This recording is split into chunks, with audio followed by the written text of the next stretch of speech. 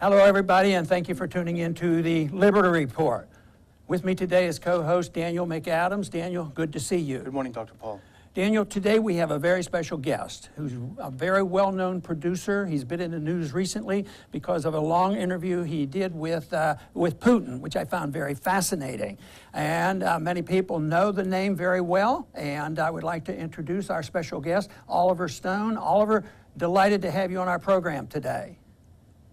Thank you, Rod. Well, very good.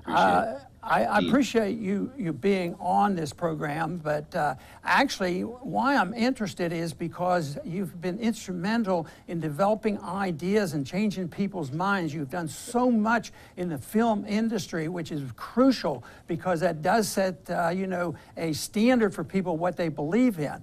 And of course, some of the things that we've overlapped on has been on foreign policy. And I have been delighted to know that you're an individual who have thought this through and that you're willing to criticize our government for what we're doing. And this is where we have an alliance that I've worked on for a long time, and that is an alliance between libertarian conservatives and those who are lean toward maybe a progressive viewpoint, but we agree that we shouldn't be in all these wars. So this is one thing that I would like to find out, if you could help us a little bit to further understand your beliefs and maybe some insights that you have had from this recent interview with Putin. Wow, it's a loaded question. You're asking me a big one, and it's going to the heart of, where the world is going. That's my interest. I was born conservative in New York City, and I grew up under the Cold War, and of course the Russians terrified me. My father made sure of that. And Cold War went away, as you know, and I went to Russia in the 1980s as a screenwriter, a young screenwriter out of Hollywood. I had done Midnight Express. I went to Russia with the idea of interviewing the several dissidents, 12 dissidents, most of them Jewish, out of psychiatric hospitals, if you remember that period, the early 80s, under the Brezhnev regime. And it was a terrifying trip, but it opened my eyes. I wrote a beautiful screenplay. It never got made because Mr. Gorbachev came into office, and you see the changes of time. Mr. Gorbachev becomes a progressive Soviet president. The Soviet Union, of course, collapses in the burst of democracy. And we have a crazy 1990s. I go back to Russia as a filmmaker, JFK and Natural Born Killers, or I present them in Russia at different times. And it's a mad trip. It's a whirlwind Russia with gangsters, big money, and also a huge segment of the population suffering has no money at all. There's a complete collapse of the social network, which you probably don't agree with, but it was a terrible thing to see on the general population. Terrible. Alcoholism, decline, and age, longevity dropped enormously. The economy shrank to the size of Holland. 1990s was a disaster in Russia. I was interested in Russia. I went back in the 2000s as a curious man. Mr. Snowden's story, which I did prior to this documentary on Mr. Putin, the Snowden story occupied me. And of course, it's so ironic that he, the most American of patriots, is living in Moscow because he has to. It's the only country in the world that would give him asylum. In other words, it's the only country in the world that has sovereignty in the sense that it can deny the United States what it wants, which is Snowden. He explained to me very interestingly that Russians wanted an extradition treaty with the United States for years, had been talking to them, but nothing doing, because there are a lot of Russian criminals in America who stole money from Russia. So it works both ways. The United States wanted Snowden. He said, he did nothing wrong in Russian terms, so they gave him asylum. And now it's a little more, he's 3 years, 5 years, whatever it's going to be. I wish Ed well, I really do. The interview with him I saw, a very good interview. So the point I'm trying to make is that we come around now to this period from 2000 to 2017. You've been around during that whole period speaking out, and for some reason, a very good, an improving U.S.-Russia relationship deteriorated completely. Mr. Putin in his interview goes into ABM treaty, he goes into the expansion of NATO, and he goes into the support of terrorism in the Caucasus, the American support of terrorism in the Caucasus, while the Russians were helping them in Afghanistan. And that's an important issue for them. They helped them save many American lives are owed to Russians who were cooperating with them because they knew Afghanistan pretty well and the geography. They also gave transport help.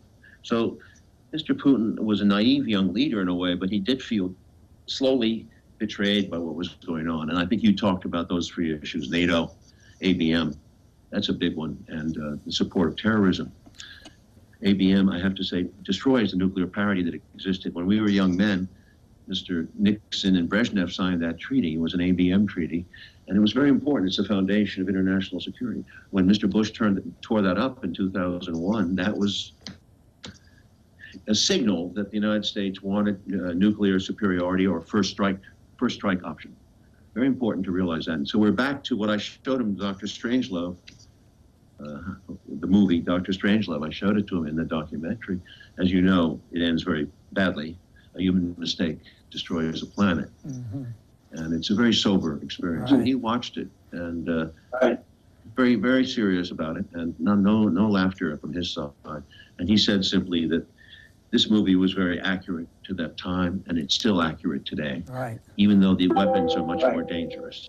Right. So these are issues that concern me. I'm saying I have reached that age when I am really concerned, not just about the United States, but about the whole planet. And I fear a nuclear confrontation now. An accident could happen tomorrow because the United States is strangling Russia. We have troops on the Russian border, NATO troops training. We put ABMs into Poland and Romania. This is gigantic mistakes, and they're imbalanced. So in other words, Russia's living, as Putin explains, an ABM can be converted overnight from a defensive missile into an offensive missile. So they don't know what's incoming. They don't know what's going to happen tomorrow. They're living surrounded on all, from the north, the east, and the west, essentially by U.S. missiles. Very dangerous situation. And we don't seem to realize it. I think this documentary helps to understand the stakes. We Americans have forgotten what war is. We think it's, I think many people think it's a fantasy game, like you win, you lose. Mr. Trump says, the America needs to win a war, as if you can win a war. I doubt this. I don't know what your position on this, but I'm very scared of the present situation. Oh, well, there's no doubt. I am very frightened. I think it gets worse. Even as we speak, I believe it's getting worse. But I believe Daniel has a question for you. I know our time is not unlimited. We have to be careful with the time.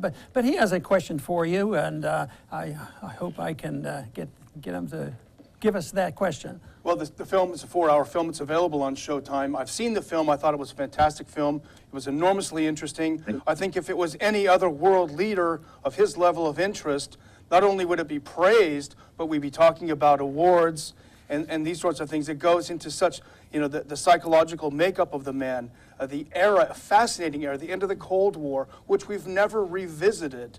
We've gone on as if it never happened. But I do have to ask you, Mr. Stone, are you the mainstream media has treated this film as anathema? Are you surprised at how harshly, for the most part, they've treated it? I just saw the Masha Gessen piece in the New York Times, which was so absurd, accusing you of getting questions from Putin to ask him. I just think the whole place has gone insane. No, I think, it's a good thing I went through JFK when I was younger. It's a good thing Nixon and W movie and all the, there's been a lot of controversy in my documentaries with Mr. Castro, Mr. Chavez. This, I'm not surprised. The venom, I'm scared, not for myself because I'm past that age. They can't destroy me anymore. But what I'm scared of is for America. I'm afraid that they've lost their senses.